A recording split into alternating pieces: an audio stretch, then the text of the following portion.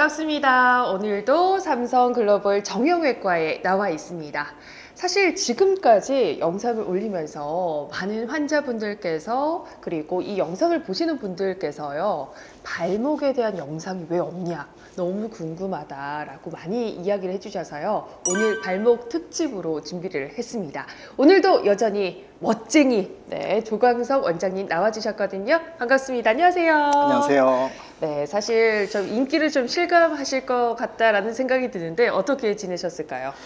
날씨가 요즘 너무 추워져서 네, 이제 지금은 뭐 집안에서 좀 많이 지내고 있습니다. 원장님께서도 이렇게 날씨로 인해서 네. 집에서 좀 휴식도 취하시면서 환자분들도 많이 보시는 것 같다라는 생각이 드는데, 실제로 날씨가 추워지면요, 네. 환자들이 많아질까요?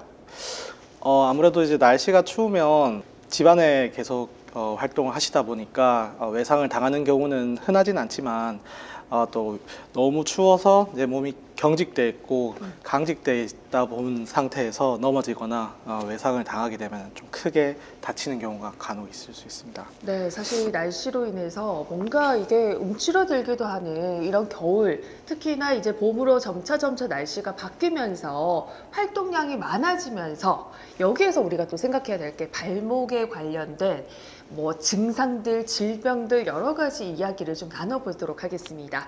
사실 좀 환자들 입장이나 저희 같은 일반적인 사람으로 봤을 때 사실 발목이 삐끗삐끗하는 그런 증상을 염좌라는 전문적인 단어가 있더라고요. 네. 사실 그래서 이 발목 염좌 정확하게 무엇일지 궁금합니다.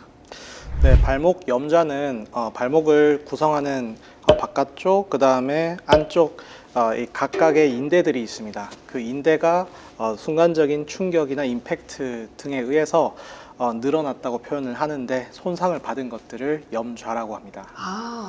사실 우리가 염좌라기보다는 삐끗삐끗한다, 뭐 네. 이런 표현을 좀 많이 사용을 하기도 하는데요.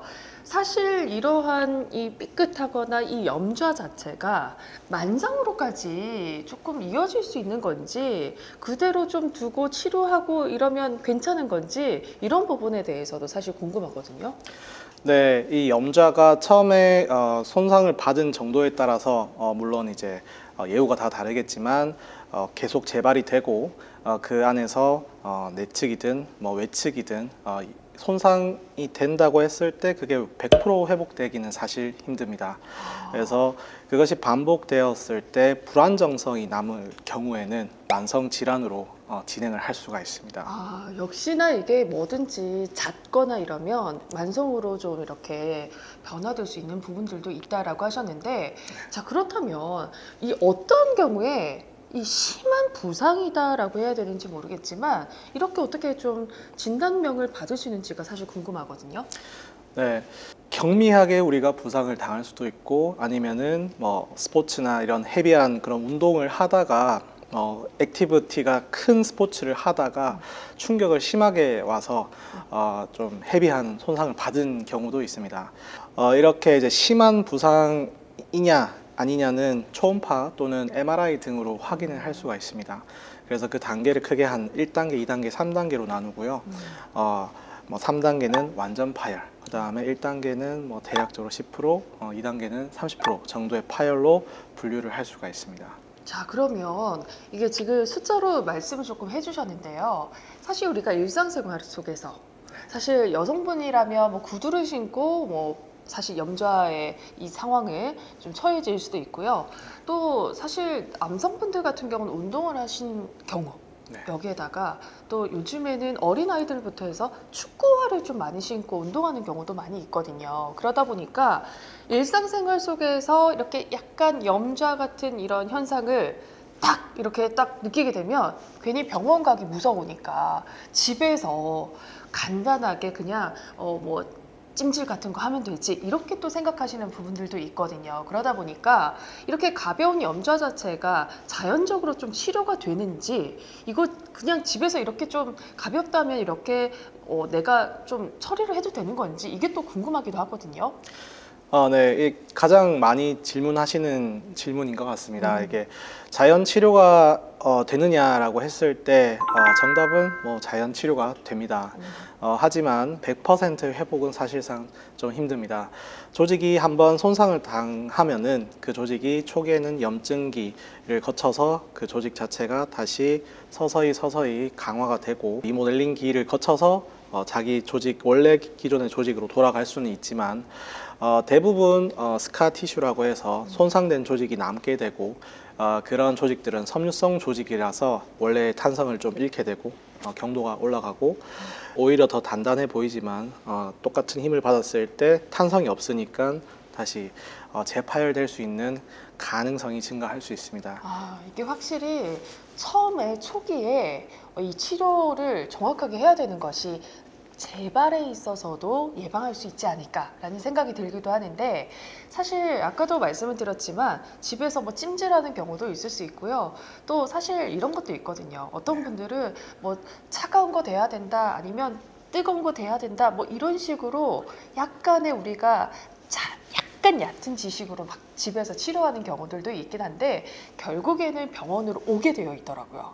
그러다 보니까 이 염좌 치료가 좀 무서워하시는 분들도 계실 수 있을 것 같고, 아이고 집에서 그냥 하면 되지 이렇게 생각하시면서 또 안 오시는 분들도 계실 수 있을 것 같은데, 염좌 치료 어떻게 또 진행이 되고 어떤 것들이 있는지가 궁금합니다. 네, 일단 염좌 치료에서 우리가 이 분들이 초기에 다쳤고 뭐 이게 계속 재발을 하지 않았다고 가정했을 때 처음에는 급성기, 아까 급성염증기가 있어서 급성염증 반응을 다운시켜 줄 필요가 있습니다. 네. 그러기 위해서는 아이스백이나 쿨링을 시켜서 염증 반응이 일어나는 그 사이클을 다운을 시키는 것이 중요하고, 또는 약이나 뭐 주사제도 급성염증 반응을 다운을 시키는 데 도움이 될 수 있습니다. 그다음에 가장 중요한 것은 아무래도 이제 스테이블하게 고정을 하는 것이 초기에는 가장 중요할 것 같습니다. 그래서 좀 불편하더라도 뭐 반깁스를 스플린트를 해서 고정을 하거나 또는 보조기를 사용할 수가 있습니다. 그다음에 그 초기가 지나서 뭐 중기에 도달했을 때는 중기라 함은 대략적으로 뭐 한 달에서 두 달 정도를 생각할 수 있습니다. 그래서 한 달에서 두 달 정도 됐을 때 그때도 통증이 계속 남아 있는 경우도 간혹 있습니다. 그래서 그럴 때는 오히려 이제 차가운 그런 물리치료보다는 따뜻한 물리치료를 해서 혈액 순환을 도와서 그 안에 염증 반응을 좀 밖으로 좀 원활하게 빼줄 수 있는 그런 물리치료를 할 수가 있고, 그 외에도 다른 이제 조직을 재생시키기 위해서는 프롤로 치료 또는 충격파나 이런 걸 통해서 손상된 조직을 재생하는 치료를 고사히 할 수가 있습니다. 그러면서 중요한 것이 발목을 내가 비록 다쳤지만 발목을 잡아주는 것은 중요한 인대도 있지만 중요한 근육들도 같이 있습니다. 그래서 발목 주변에는 앞에, 그 다음에 뒤에, 그 다음에 양측에, 바깥쪽, 그 다음에 내측에도 이런 각각 부위의 근육들이 잡아주고 있기 때문에 이 근육을 강화시켜서 그 사이에 이 발목의 부하를 줄일 수 있으면은 그것이 가장 중요한 중기 치료가 될 수 있습니다. 그래서 초기에는 다쳤기 때문에 염증을 다운시키고 그 다음에 통증을 잡는 거라면, 그 뒤에는 스프린트를 풀고 가동 범위를 회복하고, 그 다음에 이제 본격적으로 근력 강화 운동은 중기할 수가 있고, 그 다음에 그 이후에는 이제 탄성 플리오메트릭이라는 탄성 운동을 할 수가 있고, 그 외에도 복합적으로 내가 다른 근육들을 사용할 수 있는 그런 복합 운동까지 재활을 좀 더 중점적으로 할 수가 있습니다.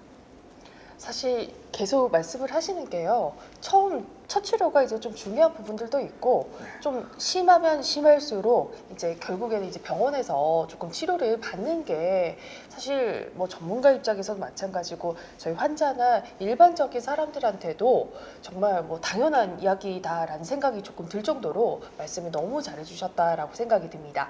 자, 그렇다면 발목을 좀 자주 삐는 분들 계시거든요. 네. 그런 분들 같은 경우는요, 사실상 집에서 자체적인 치료도 하시는 분들도 있으실 것 같긴 해요. 네. 그러다 보니까 병원에 좀 가야 될까? 이런 생각도 좀 하실 것 같은데 좀 어떻게 생각하실까요? 네, 그 말 그대로 발목을 한두 번 이렇게 삐는 경우는 흔하게 있지만, 그게 뭐 한 달에 뭐 한 번 정도를 계속 반복을 하게 되면은 뭐 아까 말씀드렸던 것처럼 조직이 회복된다고 하더라도 100% 회복이 되지 않고 그게 재발됐을 때 다시 재손상을 받았을 때 섬유성 조직이 받는 충격은 더 크기 때문에 정상 조직에 비해서 그것이 반복되면은 조직의 기능이 떨어질 수밖에 없습니다. 그래서 우리가 발목에 자주 삐는 그런 느낌을 발목 인대 불안정성이라고 하는데 그게 메카니컬, 기계적인 불안정성이냐 아니면은 환자가 실제로 내가 삐는 느낌을 받고 뭔가 기능적인 그런 불안정성이냐는 좀 다르게 이해를 해야 됩니다. 그래서 기계적인 불안정성은 병원에 오셔서 의사 선생님들이 실제로 진찰을 통해서 발목의 이제 불안정성을 체크를 할 수 있습니다. 그래서 가장 기본적으로 할 수 있는 것은 발목에 이제 전거비 인대가 대표적으로 잘 다치기 때문에 이 인대가 다치게 되면은 반복이 됐을 경우에 발목을 앞쪽으로 당겨주는 이게 전방 안티리어 슬라이딩이라고 해서 전방으로 이렇게 밀어주면서 그 불안정성을 체크하는 테스트가 있고요. 그 다음에 바깥쪽에는 이제 대표적으로 종비인대가 잘 다칠 수 있습니다. 그 종비인대가 다치는 경우에는 발목을 안쪽으로 내반을 시켜서 내반에 있어서 불안정성이 있는지 확인을 할 수가 있고 이거를 좀 더 객관화시켜서 엑스레이 상에서 건측과 비교했을 때 얼만큼 차이가 나는지 이런 것들도 병원에서 확인을 해서 그것이 초기, 중기 계속 반복되면은 진행하는지까지도 체크할 수 있을 것 같습니다. 그래서 지금 원장님께서 상세하게 설명을 해주셨는데 사실 이 발목 모형을 지금 들고 지금 설명을 해주셨거든요. 그러면서 제가 좀 보는데 야 우리 발의 모양이 이렇게나 정교하게 근육과 여기 뼈도 보이고 막 이 뭐 제가 잘은 모르겠지만 핏줄도 막 이렇게 보이는 것 같은 느낌이 들어요. 근데 이렇게 진짜 우리가 소중하게 생각하는 우리 몸의 신체 일부인데 야, 이거 혹시나 수술하는 상황이 발생을 한다면 정말 두렵기도 하고요. 사실상 이런 수술 꼭 해야 되나? 뭐 내가 지금 상황상 수술해야 될 시기를 좀 놓친 건가? 뭐 이런 생각이 좀 들 수 있을 것 같긴 하거든요. 네. 그런 부분에 있어서 이 발을 보면서 약간 생각이 드는데 좀 설명 좀 해주셔야 될 것 같아요.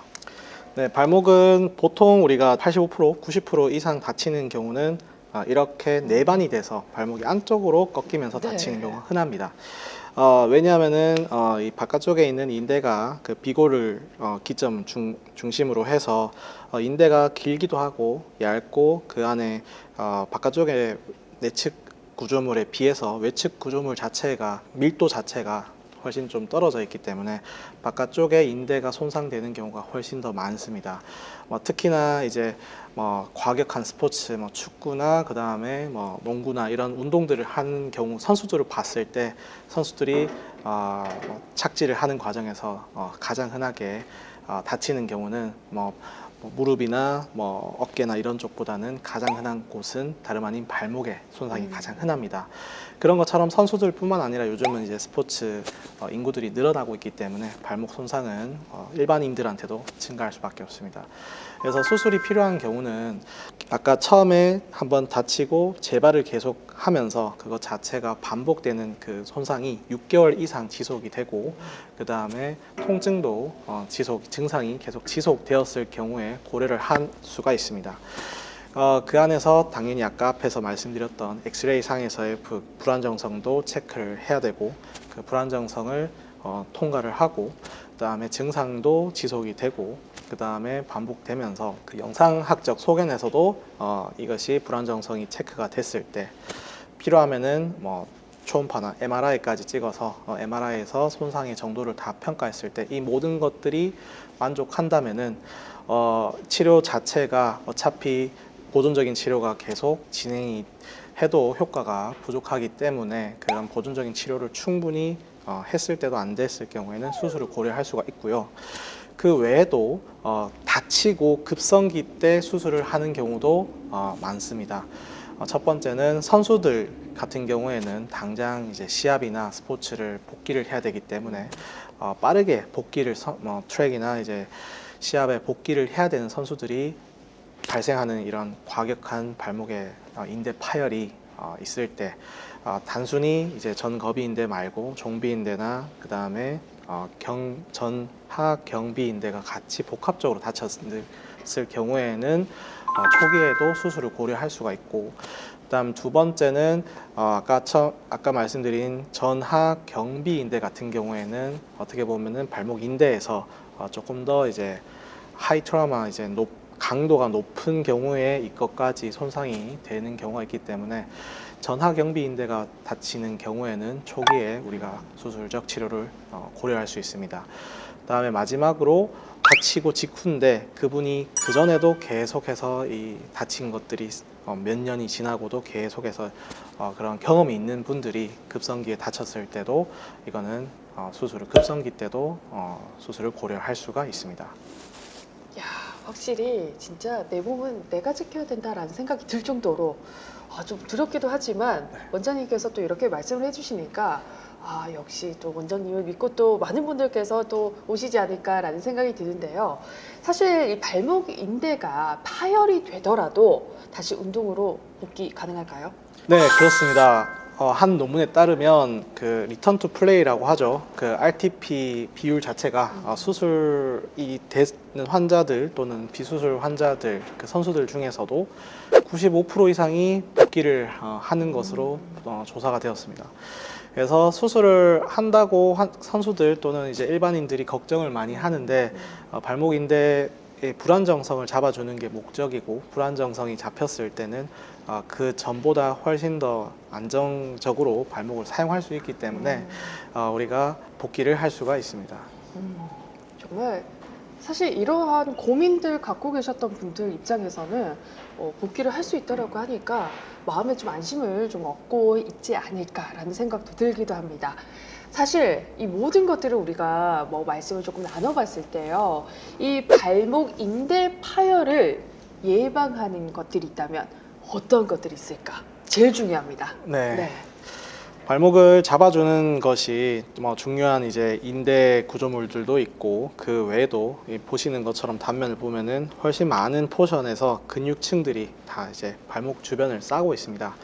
우리가 이거를 내추럴 스프린트라고 하는데, 발목에 이제 기준으로 봤을 때는 앞쪽에는 신전근, 그 다음에 그 바깥쪽에는 비근 근육들, 힘줄들, 그 다음에 뒤쪽에는 아킬레스건에 붙어 있는 비복근, 가자미근, 그 다음에 내측에는 후경골근, 이런 근육들, 굴곡근, 이런 근육들이 다 양사방에서 에워싸고 있기 때문에 평소에 내가 인대의 부하를 줄일 수 있는 것이 어떤 것이 있느냐, 가장 중요한 것은 이런 근육들입니다. 그래서 이런 근육들의 스트렝스닝, 결국은 근력도 중요하고, 그 외에도 이 근육의 이제 탄성도, 탄력도 동시에 중요합니다. 그래서 근력 운동뿐만 아니라 탄력을 섞는 그런 운동을 통해서 계속해서 강화를 시킬 수 있는 것이 도움이 될 수 있습니다.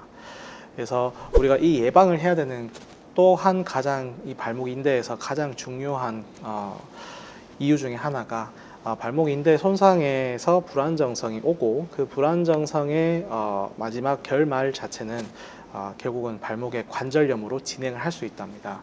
그래서 어떤 발목이든 어떤 관절이든 계속해서 부하가 많이 가는 관절은 관절염을 주의를 해야 되지만, 그 중에서도 가장 부하가 많이 걸리는 발목 관절에서 불안정성이 생기면 뼈 사이에 유격이 생기고, 그거 자체가 계속 뼈를 마찰을 시키기 때문에 최근에 발표된 논문들에 따르면은 그것을 엑스레이나 그 다음에 관절경으로 봤을 때 대략적으로 30% 정도의 관절염으로 진행이 된다. 이 불안정성을 방치했을 경우, 인대 파열이 진행이 계속 오랫동안 방치가 됐을 경우 관절염으로 훨씬 젊은 나이에 지금 관절염이 오지 않아도 될 나이에 진행이 되는 경우가 많습니다. 그렇기 때문에 이러한 것들의 예방을 하기 위해서는 평소에 어떻게든 근력 운동과 탄력 운동을 계속 반복해서 발목의 안정성을 잡아주는 것이 중요합니다. 제가 질문 하나 드리고 싶은데요. 네. 사실 우리가 그 TV 광고 속에서 네. 관절염 이렇게 막 엄청나게 막 이야기가 나올 때 네. 대부분의 이 광고에 나오는 이 모델들이요. 사실 할머니, 할아버지들이 나오는 경우가 많이 있거든요. 네. 근데 뭐든지 이 환경 변화가 요즘에 너무너무 급속하게 빠르게 지나가다 보니까 혹시라도 이게 관절염을 좀 빠른 나이에 이렇게 진단받는 경우 실제로 있을까요? 네, 아까 말씀드린 것처럼 그 연구에 따르면 그 논문에서는 55에서 58세 정도의 관절염이 와서는 안 되는 나이에서도 30% 정도가 진행을 한다라고 나와 있습니다. 그렇기 때문에 나이가 젊은 뭐 30대, 40대까지는 그렇게 발생을 하진 않겠지만 보통 50대에는 지금은 100세 시대니까 그쵸. 한창 젊으시거든요. 그래서 그 나이 때는 발목은 건강해야 되는데 그때부터 벌써 이제 발목이 관절염이 오게 될 수가 있습니다. 진짜 발목에 대한 궁금증을 저희가 이렇게 간단하게 또 이렇게 이야기를 좀 나눠봤었는데요. 발목에 대한 궁금증 그리고 고민 갖고 계시는 우리 환자분들이 계시다면 한 말씀 부탁드려도 될까요? 네, 저도 이제 운동을 좋아하는 스포츠인으로서 저도 뭐 달리기도 하고 등산도 하고 그렇게 이제 수영도 하고 여러 가지 스포츠를 많이들 하고 있습니다. 그렇게 운동을 하다 보면 그냥 저희가 일반적으로 하는 운동들은 크게 뭐 문제가 되지 않는데 뭐 구기 운동이라든지 아니면은 내가 이제 어떠한 경쟁이 있는 그런 운동들을 하다 보면은 자기가 할 수 있는 역량보다 훨씬 더 높게 몰아붙이다 보면서 부상을 입는 경우가 흔하게 있습니다. 처음에 저희가 발목 이 부상에 대해서는 가장 첫 번째 중요한 것은 예방입니다. 그래서 어떻게든 평소에 내가 몸 관리를 해서 스트레칭도 하고 그 다음에 시합도 들어가고 또한 이제 선수들도 마찬가지로 뭐 너무 쉬다가 갑자기 복귀를 하는 경우에 가장 흔하게 다칠 수 있는 것이 발목입니다. 그래서 어떻게든 단계적으로 어떤 이제 스포츠를 하던 자기가 좋아하는 운동을 할 때 접할 때 자기 몸을 빌드업을 하는 것이 중요합니다. 그래서 여러 가지 무릎의 스쿼트가 중요한 것처럼 발목에서는 여러 가지 운동 중에서 저는 카프레이즈나 뒤꿈치 들기 또는 평소에 가볍게 줄넘기들을 평소에 좀 자주 해놓고 어떠한 운동을 한다면은 주변의 종아리를 잡아주는 근육들이 활성화되고 그 안에서 발목의 안정성도 어느 정도 확보가 된 상태, 탄성도 같이 유지가 되고 근력도 유지가 된 상태에서 좋아하는 운동을 하시기를 바라겠습니다. 자, 오늘도 발목에 대해서 여러분들께 정말 우리 조광석 원장님께서 이렇게 간단하게 Q&A를 통해서 설명을 조금 드렸습니다. 여러분들 만약에 발목 관련으로 해서 궁금한 점 있으시다면요. 댓글을 통해서 또 많이 질문을 해주시고요. 또 궁금한 점이 있다.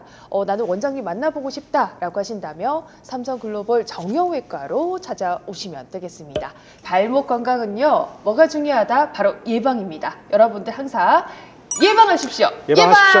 예방. 네.